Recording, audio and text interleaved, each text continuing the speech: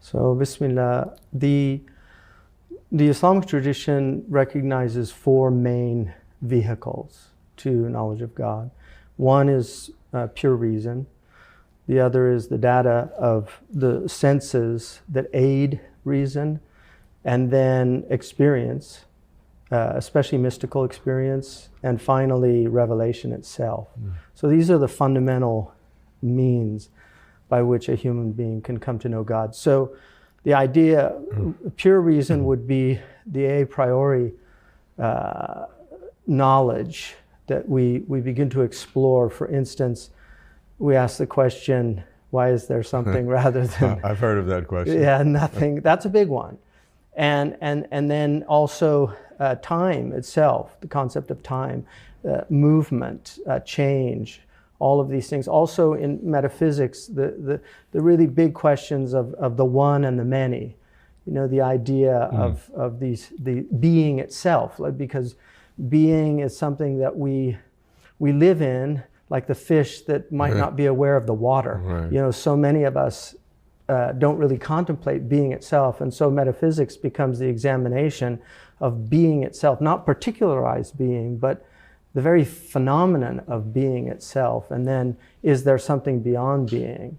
So I think that there are different ways, obviously. I mean, there's the famous 5 ways of Aquinas, which obviously come largely from Aristotle, but also from the influence of Avicenna on Aquinas. The Muslims really focused on the Kalam cosmological argument, the idea of asserting that there could not be an infinite regress, that an actual infinity was impossible, that there must be a beginning, and if there was a beginning, who tipped the scales? If you have the scales of nothing and nothing, and then now there's something, who tipped that scale? And so the preponderance of that scale then is left so the to first God. category, in essence, you don't need sense data for. I mean, you just need to be in the world, to think privately. About, And then sense data is that we are surrounded by things.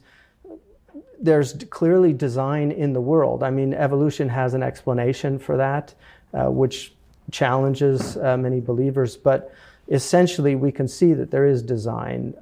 There's a wonderful poem by Robert Frost, Accidentally on Purpose, which looks at that idea of just things move towards design. I mean, we can clearly see that our bodies have functions and purpose. And so looking at that, reflecting, the great theologian Imam al-Ghazali, God have mercy on his soul, he said that if somebody really wants to know God, they should study anatomy and physiology.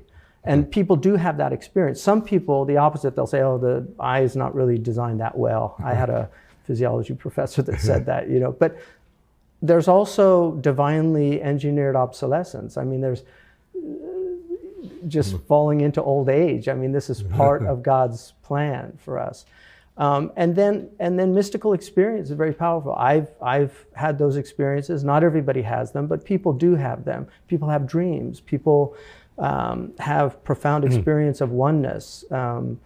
People experience God. A great example of that is the wonderful philosopher Edith Stein, who was an atheist. She was raised in a Jewish family, but she became an atheist, and she had a mystical experience in a cathedral in Cologne, and then she read Saint Teresa de Avila's biography. And she said she read it all night, and by the morning she was a believer. So what is that? And then there's an experience of meeting a saint. And you know, I feel like I've had that experience. Saintly people are very powerful. You can feel the spiritual presence. And finally, revelation.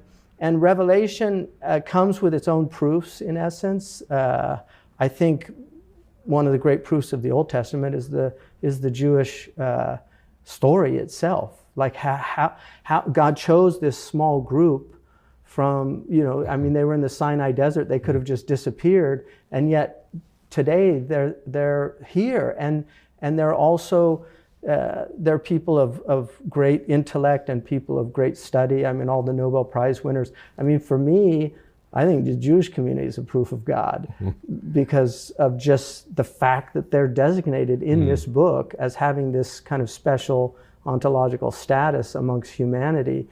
And we see the extraordinary influence. Yeah, as you know, each of these categories can be subject to critique and absolutely, and have different interpretation. My own sense, to speak personally, just as between you and I, nobody else is watching. Me, yeah. I would be most suspicious if in my case, with number 3, if I had an experience or I had a dream. Which I haven't. I mean, I've had a lot of dreams, some of which I thought meant anything, and I can honestly say that not a single dream in my life has ever meant anything in reality. Okay. One time I thought it might, and it didn't. So, but if it did, and if I did have an experience, maybe it's my problem, I wouldn't trust it. Because I would like to believe. I would like to be a believer. Yeah, I'm not running from it and then suddenly I have to be pulled into it. There's verses in the Quran that say that those who don't believe would like to be believers. Yeah. Well, not everybody. Not everybody. But a lot. But I'll put myself in that category. I would like to believe. I think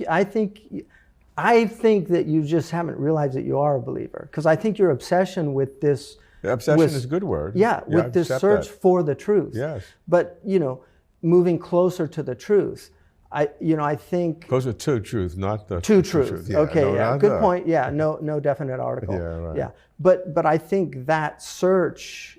One of the things that Imam al-Ghazali says, that if a man is sincerely seeking the truth and doesn't achieve it before his death, that is actually a serious consideration. Oh, good. Yeah, good. yeah. So I have a chance. So I think so. Okay. Yeah, well, I hope so. If not, I hope you'll help me. No, I hope so. I think we can't. There's so many human experiences that cannot be taken. Only God can really assess them. Yeah, I mean, people that, if I was born into a family with a mother who's addicted to crack cocaine and I'm abused as a child my whole life, I mean, am I going to have a good opinion of the world or of God? I mean, these are tough things to understand, that, the mystery of iniquity. And it's a great mystery. Yeah. Yeah. So anyway, as I said, I would like to believe. I wouldn't trust my own feelings, but we'll see. And there's a lot of delusional people. Yeah, sure. Yeah, Imam al-Ghazali says some of the most delusional people are the mystics. Yeah. So he actually says that.